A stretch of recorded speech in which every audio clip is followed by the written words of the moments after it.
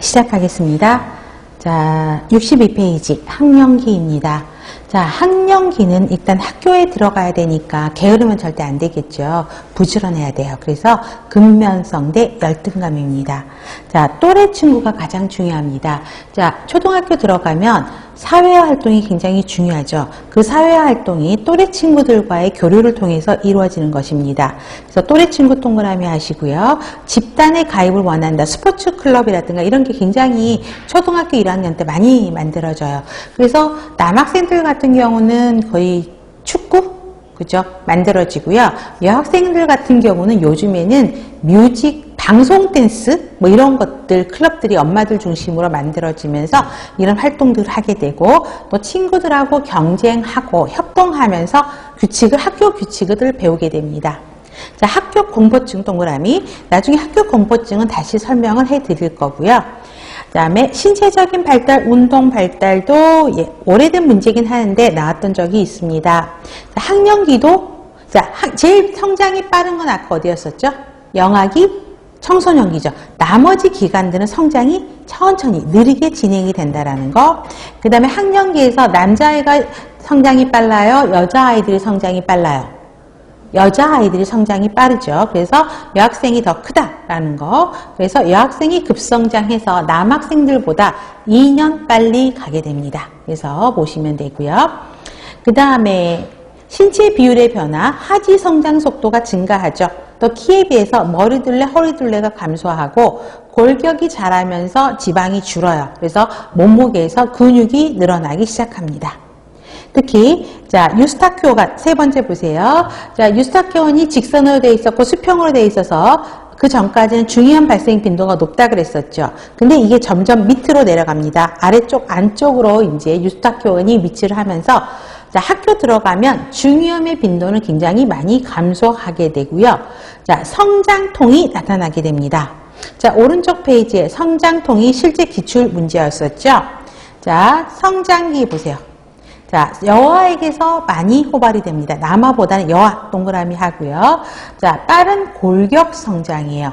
근육 성장 속도보다 뼈가 성장하는 속도가 너무 빨라. 그래서 장골의 골격 길이가 성장이 빨라서 골막이 늘어나서 자극을 일으켜서 통증을 유발하게 됩니다. 자, 그래서 중요한 거는 대칭적이다를 기억을 하셔야 됩니다.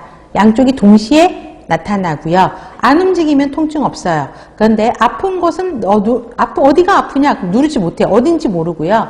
마사지하면 되게 시원해 하고요. 특히 네 번째 땡 별표, 심한 신체활동 후나 저녁, 밤에, 그러니까 신체활동을 오후에 심하게 했잖아요. 그럼 밤이라든가 저녁에 성장통이 되게 심합니다. 그래서 이거를 잘 모르면요, 애가 다리 아프다고 막 우니까 한밤중에 응급실 오시는 분들이 굉장히 많아요.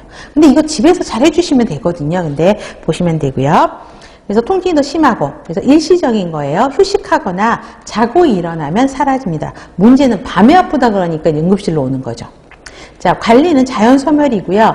자, 저녁에 아프니까 따뜻한 물로 전신 목욕해주면 되고요. 국소 부위 찜질, 마사지, 근육 신장이 뭐죠? 신장을 시키니까 스트레칭 운동하면은 효과적이고요. 무리한 운동, 과격한 움직임은 당연히 안 하면 되겠죠. 그래서 성장통에 대해서 한번 문제가 나왔던 적이 있습니다. 자, 그 다음에 다시 62페이지 와서 편도 아데노이드가 학령기 동안에 성장한다 그랬었죠. 그래서 6살에가 아까 성인이었었고 림프 조직들이 12살까지는 성인 2배로 커지게 돼요. 그렇다 보니까 이때 문제들이 많이 발생하게 됩니다. 그 다음에 유치가 20개였죠. 다 빠지고 자, 영구치가 32개입니다. 그거 기억하시면 좋겠고요. 그 다음에 6살 때 전이가 빠져요. 그러니까 엄마들이 뭐라 그러죠? 미운 7살이라고 이야기합니다. 전이가 빠지면서 예뻐지지 않아요. 그래서 자, 치아 형태 안몽결의 변화로 어색한 얼굴들이 보이게 되고 자, 시야가 많이 발달하는 게 6세입니다. 꼭 기억하셔야 됩니다. 그 다음에 학교 들어가기 전에는 시력저락 확인하셔서 안과 검사 하셔야 됩니다. 나머지는 그냥 보셔도 되고요. 그 다음에 피아제의 구체적 조작기. 자, 논리적인 조작기라는 것이죠. 그거 꼭 기억하셔야 돼요. 그래서 자, 귀납적인 사고가 먼저 일어나고 연역적 사고가 일어난다. 이것도 첫 시간에서 설명했어요. 귀납적인 거는 어떤 결론들을 모아서 하나의 큰 결론을 만드는 게 귀납. 연역적인 거는 큰 결론에서 나눠지는 게 연역이죠. 그래서 처음엔 이거 하기가 힘들죠.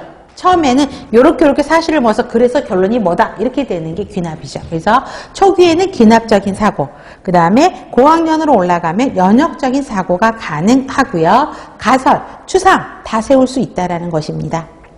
그 다음에 가역성 보세요. 3 더하기 2가 5다. 그런데 학교 들어가기 전에는 5 빼기 2는 3이다를 이해를 못했어요. 근데 학교 들어가니까 이게 가능하고, 분해하면 조립을 못하는 게 학년 전기였잖아요. 근데 이때는 다시 조립도 하고 퍼즐도 새로 다시 맞출 수 있다라는 것입니다.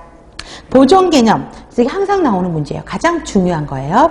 그래서 순서라든가 형태라든가 모양이 바뀌어도 사물의 특성은 바뀌지 않는다는 보존 개념. 그래서 크기 보존 개념이 먼저, 그래서 크기, 무게, 부피 순서로 이루어진다는 걸 기억하시면 좋겠고요. 그 다음에 자기중심 사고에서 좀 벗어나죠. 그래서 탈중심화가 일어나서 다른 사람의 관점에서 생각을 해보기 시작합니다. 그다음에